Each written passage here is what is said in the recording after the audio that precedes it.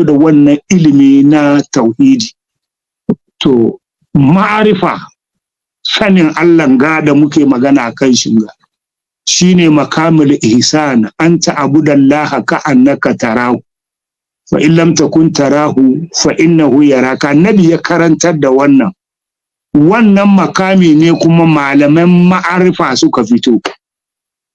Malaman hakika, malaman ma'arifa. An kira hakika ba irin nasu Muniru Koza ba irin nasu Dan Anci ba irin wanda wadansu muke yakan gaba, ba su ba. Ilimin ma'arifa hakika, ka fahimci Ubangijinka don ya karfafa maka sanin haka kadiri, wa ma qadarullah haka kadiri, ka gane Ubangijinka ba da ganewa na ido ba, ganewa na basira da hankali da zuciya. Ka iya ka samu istiqama, ka daidaitu wurin yin islama, ka daidaitu wurin gane tauhidi, ka bauta ma Allah.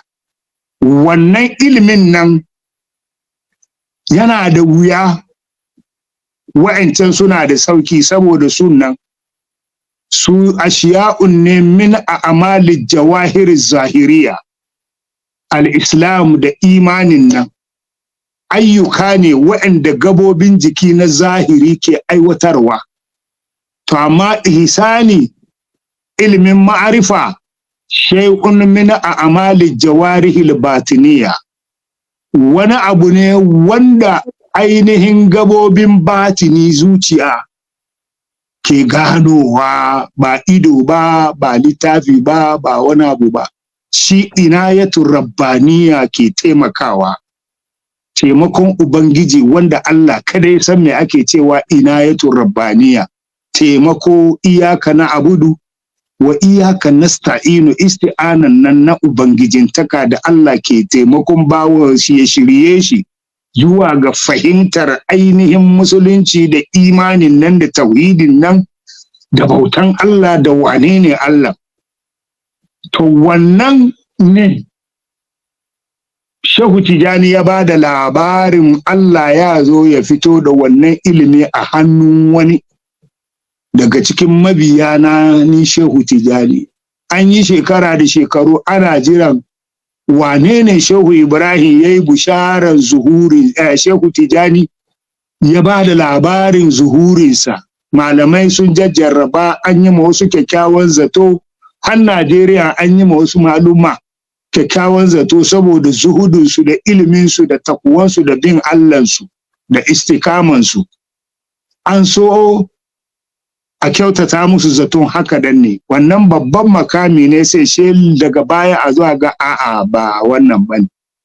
Cikin haka har aka zo labari Shehu Ibrahim ya fito duniya cewa wannan makamin nan da Shehu Tijani ya magana a kan shi, Allah ya bayyana shi a wurin faduwar rana daga wata ƙasa da ake ce ma Senegal, hannun wani bawan Allah da ake ce ma Ibrahim Niass. Malaman duniya da suka riga suka tun san da zaman ma tun ba haifi Shehu Ibrahim ba, suka ringa tururuwa za su zo su tabbatar shi din ne, don sun san wannan. In sun ga me shi, akwai alamomi da za su gano da shi cewa gaskiya shi ne wannan. Kamar yadda waɗanda sun kai da'awan hadda Najeriya manyan shahannai sun yi da'awan abin, aka zo aka gano, masu ganowa suka gano ba su bane. To su din nan in sun je sun ga Shehu Ibrahim in shi ne sun gane. Haka duniya duka, musamman Afirkan mu nan, manya-manyan malaman da kasan nan, masu tsoron Allah nan, masu ilimin nan, suka ringa tururuwa za su je su jarraba shi din ne. Da suka je kuma she suka ga lalle shi ne bawan Allah nan gashi. To daga nan ne al'amarin Shehu Ibrahima ya fara daukaka, labarin shi na yaduwa a duniya. Wannan ilimin nan, farko malamin da Shehu Ibrahima ya turo mana mu Ghana, ban san Najeriya ba, a Ghana ya zo ya karantar da maluma wannan ilimi, na hakikan nan na ma'arifan nan ana ce masa Shehu Hadi Al-Murtani, Shehu Muhammadu Hadi Al-Murtani. Mutumin Murtani ne amma almajirin shehu ne, amma ya kusa haifan shehu. A da can, wanda nake faɗin Muniru ko bai san wannan ba, bai san shi bai taɓa ganin shi ma ba. A da can, akwai fotocin Shehu Ibrahim lokacin da ba colored picture, lokacin da black and white ne picture. Inda faila ya bunkasa ya fansama, kowane gida ka je in dai gidan muridai ne za ka samu fitocin shehu da dama an mammanna, wasu cikin dakuna, wasu cikin zauruka, wasu kan bangon gidaje. Ka ga wannan hoto black and white ne, wanda aka yi shi kamar kalanda, Shehu Ibrahim na sakiya. Ka ga wani mutum balarabe soho mara jiki yana gefen Shehu Ibrahim cikin hoto, sannan ka ga Shehu Aliyu Sise yana gefe na hannun hagu. Wannan hoton yanzu ya fara bacewa, yana wurin maluma. Shi wannan mutum ake ce ma Shehu Muhammadu Hadi, shi ne wanda Shehu Ibrahim ya fara turo shi a Ghana ya zo ya karantar da ilimin ma'arifan ga usulun ganda ake yi. Shi ne farko wanda ya zo lokacin Shehu Ibrahim bai san Ghana ba. Daga baya Shehu Ibrahim ya zo, su Shehu Ali Sise suka zo, su Shehu Hassan Dimu suka zo, su sauransu suka zo Ghana, sannan Shehu Ibrahim ya zo. Wannan ilimin nan, Muhammadu, ilimi ne na tsoron Allah wanda zai karfafa sallan kan kana sallah. Musulmi zai karfafa maka sallah kuma ka iya yin sallan. Domin ilimin da ke ciki shine an ta'budallaha ka annaka tarahu. Da shi duka abin da aka ce ma ibada ne a musulunci. In azumi kake yi, in zakka za ka bayar, in hajji za ka je, in sallah kake yi, duk wani abin da za ka yi da sunan ibada, za ka yi hakikaninsa in ka samu wannan ilimi na ma'arifa, za ka yi shi yanda Allah ke so.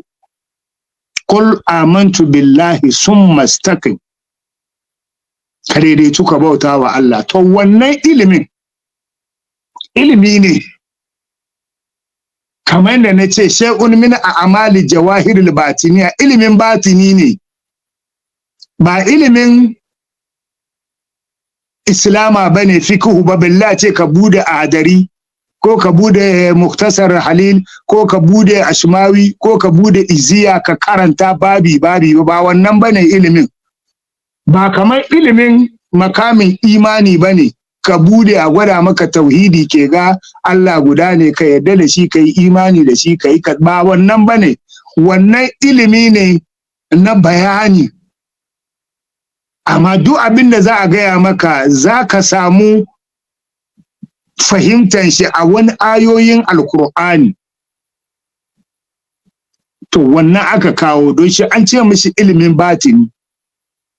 To sunan ga da aka ambace shi da ilimin batini, to su ne malamai, miyagun malamai, shaidanun malamai cikin ɗarika, waɗansu da za su yi wannan aiki wanda Muniru ke fada da ni a kan shi ba. Jahilai wanda ba maluma ba ne, amma rawanin shi ya kai zani turmi 3. Tasban shi ya daure ka, maganan shi sannu, komin shi ka gan shi zahiri, za ga bawan Allah ne, amma wallahi tagutu ne. Dalilin a samu jahilai ne waɗanda suka shuka wannan sharri da sunan hakika ilimin batini cikin tijaniya, tsarin tijaniya. An zo ne ana yada shi, kamar da kasan an shigo da musulunci kasashen da ba na musulunci ba, inda ba yaki za a yi ba, ana turo masu educate mutane, ana musu bayani, a bar su da wanda ya sani, kamar da Annabi Muhammad ya yi sunnansa ne, ya tura wani sahabi da yake da ilimin addini wani gari, je ka koya musu addinin musulunci. Sannu har Allah ya tabbatar da shi, a samu wanda za su gane, har a samu masu karantarwa. Ɗarikan Tijjaniya da haka